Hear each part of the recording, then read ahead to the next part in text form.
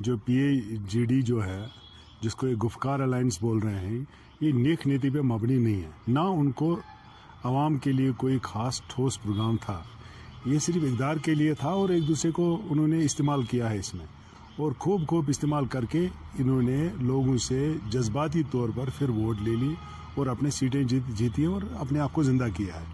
तो ये आज इसका तो खुलासा कर ही लिया है पीपल्स कॉन्फ्रेंस ने, जो कई दिनों से इनके लीडर हजरात बोल रहे थे कि ये PAGD के लीडर्स ने धोखा दिया है, जो ये मिले हैं मुख्तलिफ पार्टियों से।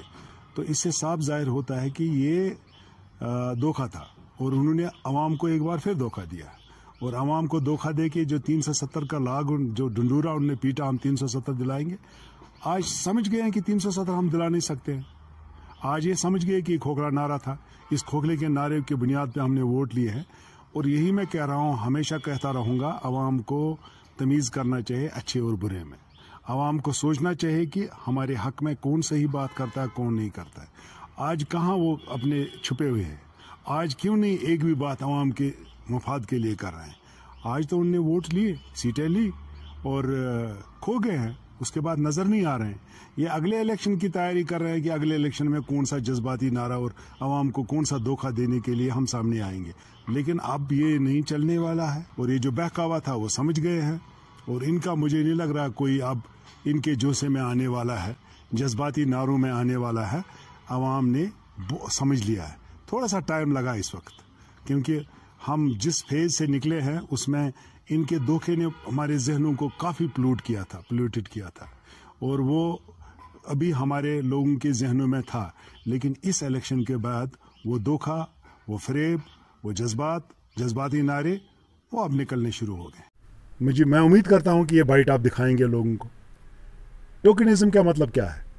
जब यहाँ मिलिटेंसी शुरू उठी, आपको याद होगा जब दौलत साहब और ये इसका जो ऐसे के चीफ रह चुके दुरानी साहब ने किताब लिखी है, दोनों मुश्तरका तौर, उसमें लिखा, उसमें उन्होंने लिखा कि जम्मू कश्मीर की मिलिटेंसी हमारे पास 6 महीने का पायलट प्रोजेक्ट था। लेकिन कश्मीर के लोग धड़ाधड़ मैं भी हम तो परेशान हो गए, कश्मीरी क्या कर रहे हैं। इसका मतलब अगर टोकनिज्म यही होता है कि अगर आपको कोई नाराज़गी है, एक बार आप प्रोटेस्ट कर सकते हो, एक बार आप नाराज़गी दिखा सकते हो। आप बार बार 30 साल 40 साल 50 साल तक हड़ताल, गोली, लड़ाई, नौजवान 13 साल 14 साल 15 साल के नौजवानों को तो नहीं मार सकते हैं, बच्चों को नहीं मार सकते हैं। ये अजीब अलमिया है। यहाँ 12 13 14 15 20 साल के बच्चे मरते हैं और 50 साल के बंदे तो उनको तो कोई कुछ होता ही नहीं है। वो नहीं बंदूक उठाते हैं, बच्चे क्यों बंदूक उठाते हैं? देखिए, मुझे सीधा ये उंगली उठ रही है सरकार पे, मौजूदा गवर्नमेंट ऑफ इंडिया पे उंगली उठ रही है।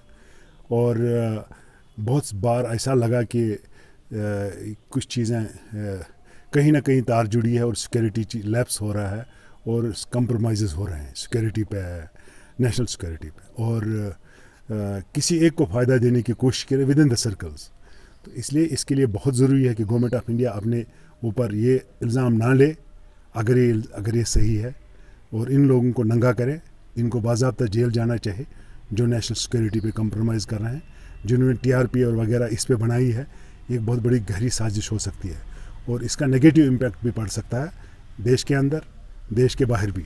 और हमारे ये जानते हैं कि मुल्क के दुश्मन भी बहुत हैं, हम सबों को तो दोस्त नहीं मानते हैं जो इसको गलत तरीके से इस्तेमाल कर सकते हैं।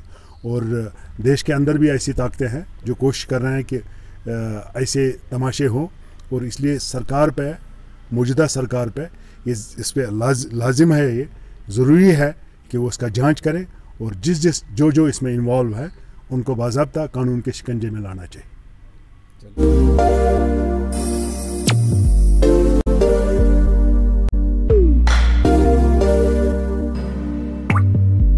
बांडीपुरा में पहली बार खुल गया है रॉयल बाइट्स एंड रेस्टोरेंट नज़दीक PHE सब डिवीजन बांडीपुरा, जहां पर लजीज और मज़ेदार खाना पीने का आला इंतजाम हर वक्त मुनासिब कीमतों पर दस्तयाब रहता है। आइए हमें खिदमत करने का मौका दें। हम हैं बांडीपुरा में रॉयल